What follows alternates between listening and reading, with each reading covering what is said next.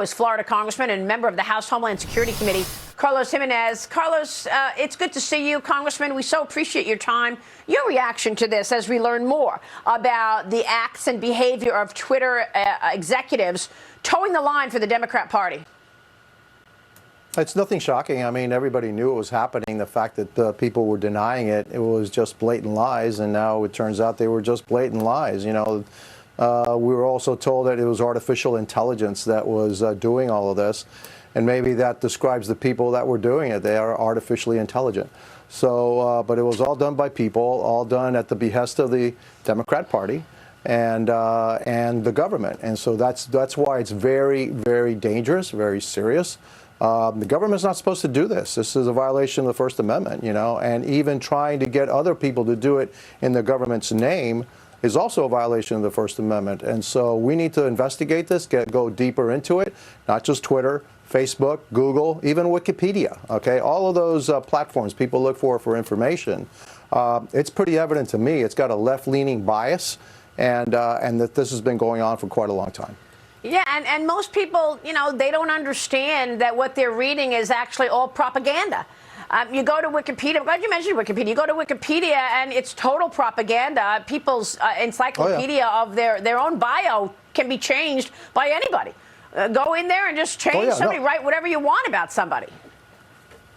Look, my bio, when I read it, I'm like, I did that? Are you kidding me? No, I didn't do that. And then I tried to call him and said, hey, wait a minute, you're accusing me in my own page. You're telling people that I did something which I didn't do. There's nothing I could do about it because somebody else had control of my page. And so it's all leftist propaganda. And I think even one of the founders of Wikipedia said, hey, this has gone way too far to the left. But it's, just a product of everybody being basically in the same place. It's an echo chamber, and they solidify each other's points of view. And so, that's what's going on with tech, and they need to diversify. So, I mean, what can you do about it? You're an elected official. What can you do about it? You're on the Homeland Security Committee. You know, there's a reason that we never see any tweets about the wide open border, right, from leadership. That doesn't get a lot of play and a lot of retweets, does it?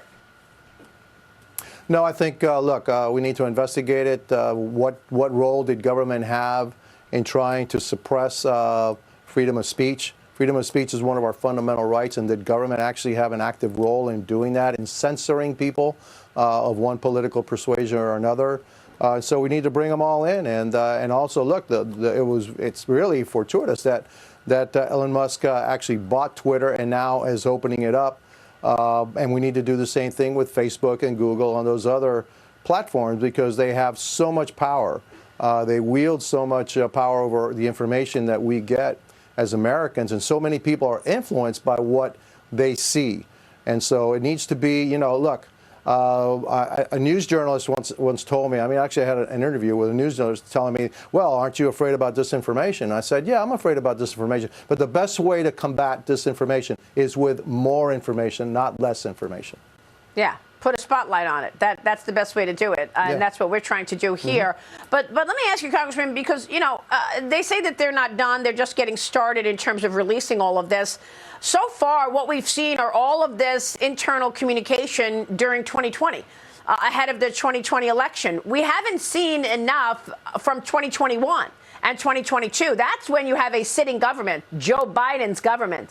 And administration. That's when we will know if this administration, is dictating what these social media companies can do. And where does that go? I mean, if you're going to do this investigation and you're talking about all of the social media companies, Google and and Facebook, along with Twitter, do they have the threat of losing their Section 230 protection? Where will this go, and how will there be accountability? Well, look, they do have the threat. I mean, we actually have some Democrats on the other side that believe that that protection needs to go away. I'm not sure about. Look, what I'd like to see is if you censor people, then that protection goes away. And so people would have the right to sue you if they're somehow censored. And so we need to find out, how it works. why, how these algorithm works, how these secret, I guess, now we know that there are actually people behind this. What are those groups and how do they get to censor people, and really try to instill that, look, censorship is not a good thing. Who is the arbiter of censorship? So it's not a good thing. We just need to investigate it, and we will.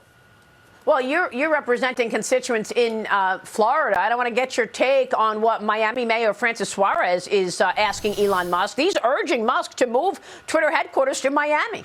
San Francisco's city building department launched an investigation into Musk over reports that Musk is converting some building offices into bedrooms. He says he wants beds in there. Congressman, why launch an investigation?